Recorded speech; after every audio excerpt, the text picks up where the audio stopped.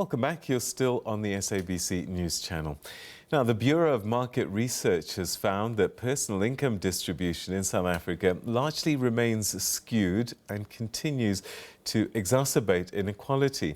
The market research shows that 75% of the adult population in the country earns below 5,800 Rand a month, whilst only 3.8% of adult population earns more than 48,000 Rand a month. Now, the research further shows that 13% of the adult population relies mainly on grants as cash flow income source. The research also notes that the COVID-19 induced lockdowns, characterized by higher job losses, exacerbated income inequality in the country. Well, the head of household wealth research, Jacolize Meiring, joins us now via Zoom to talk a little bit more about this report. Thank you so much for joining us.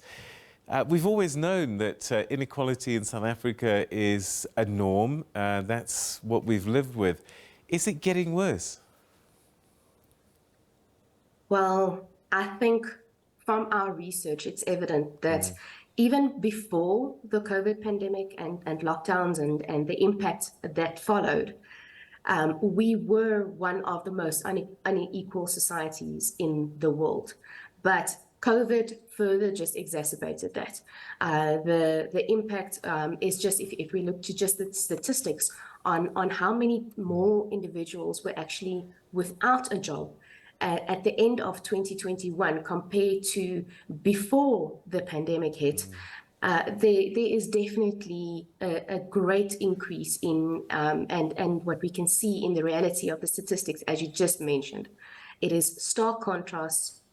You just have to go and drive around to actually see the poorest of the poor, and then in many cases also the riches that you can see just across the street. All right, just before we sort of chunk down on this, I just wonder, for context's sake, where do we stand in terms of other parts of the world, so that we have an understanding of where we are? We talk about this huge inequality, but how do we compare to other parts of the world? Well, the World Bank actually estimates that South Africa is the highest inequality, income inequality country in the world. We were following closely with other developing countries such as Brazil, but over time, Brazil has actually, for example, become a bit more equally distributed. So moving from position 2 to position 8 in the world, where South Africa is estimated, according to the World Bank, as number 1. So even with our Gini coefficient estimates, all that estimates, and that's exactly what we are seeing in our analysis as well, with the vast, almost 3/4 of our population only earning about 10% of income in South Africa.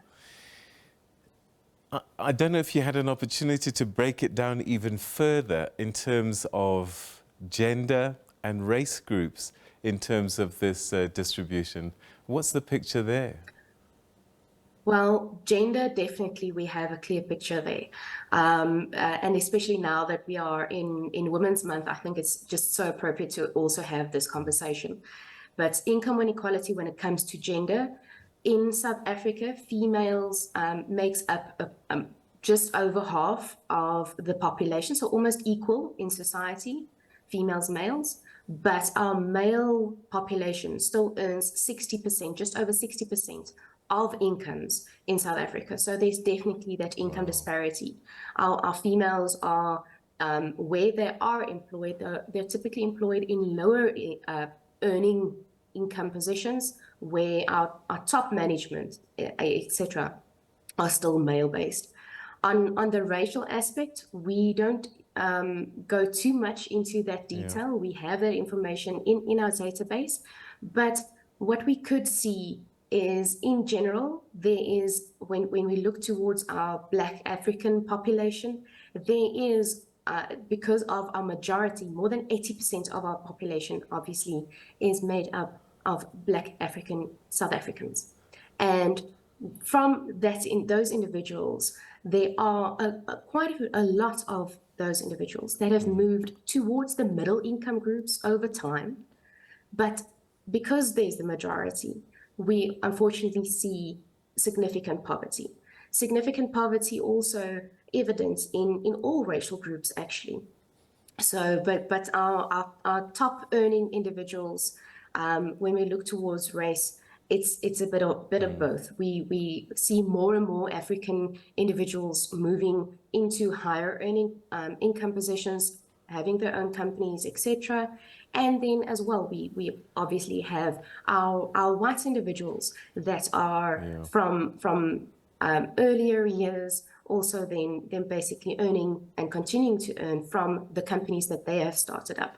Indians, coloreds, the same, we see across the board. But in general, as I say, income inequality remains a big concern in South Africa. And is there a geographical picture as well? Joburg earning the highest maybe, and then, I don't know, some of the smaller towns and provinces lagging behind?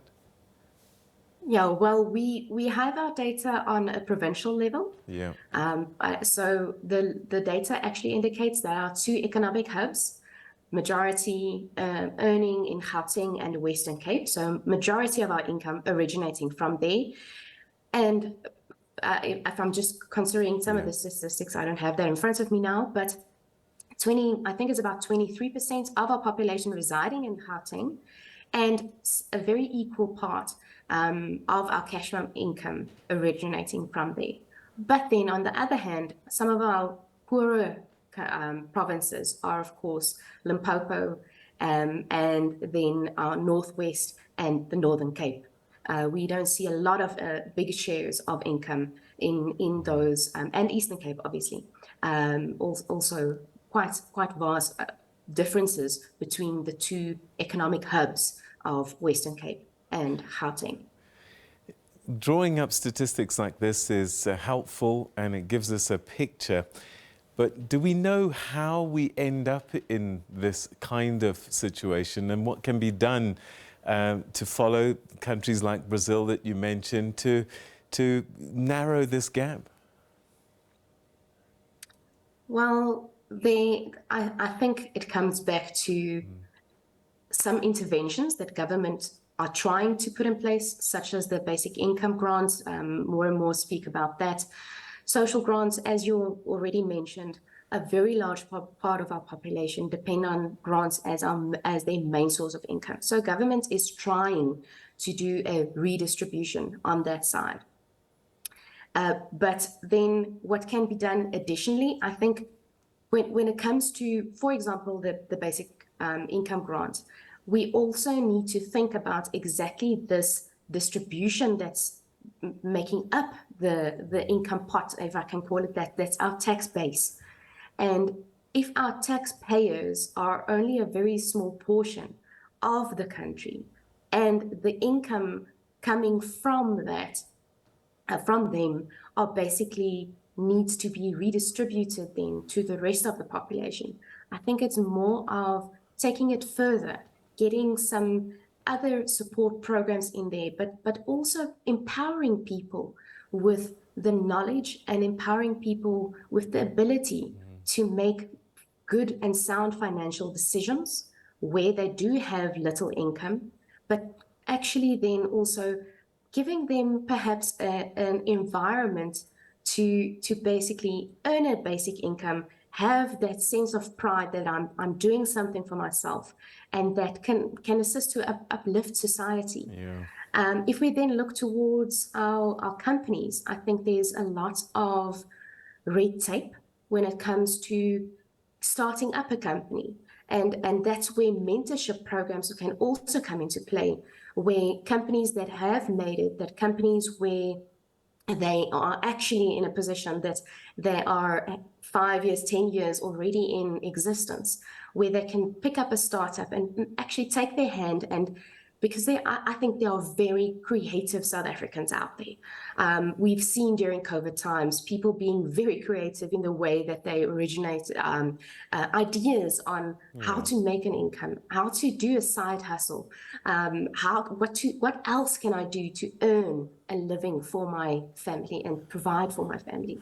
So I think it's a combination of all stakeholders need to take hands and continue this process. So it's not just a government aspect, it's a business aspect, and then it's a consumer aspect. So consumers being more or less volatile with their savings and basically more responsible with their money and taking that call to say, how can I take the necessary steps to actually take the things that are running outside of my control, because we are all faced with a lot of people will inflation, say 5,800 Rand a month. I don't have much money to save. I'm busy paying off debt. Exactly. And I just wonder also, I mean, we've run out of time, but very briefly, I suppose it could help tax policy so that if you know that the majority of people are not earning much, then things like VAT, which affect everybody equally, could also be looked at, and maybe zero rate even more foods to help those that don't have income. That is one of the options I think that government might be considering. When looking at that, I know there's a lot of basic foodstuffs, as you mentioned, that are zero rated. But I think when we look towards what are like, for example, inflation, what's our main drivers of inflation? It's food prices and then petrol prices. So transport costs, public transport costs. And we did see some relief coming in to during the past few months with the taxes on petrol actually being lowered. But we are back in that position where the full taxes are asked from consumers. And so, as I say, it's basically a combination of all stakeholders, but definitely room for improvement on policies. Jacolize Meiring, thank you so much indeed. Fascinating, sad, but interesting to know so that we can do something. Thank you so much for sharing your insights on this with us.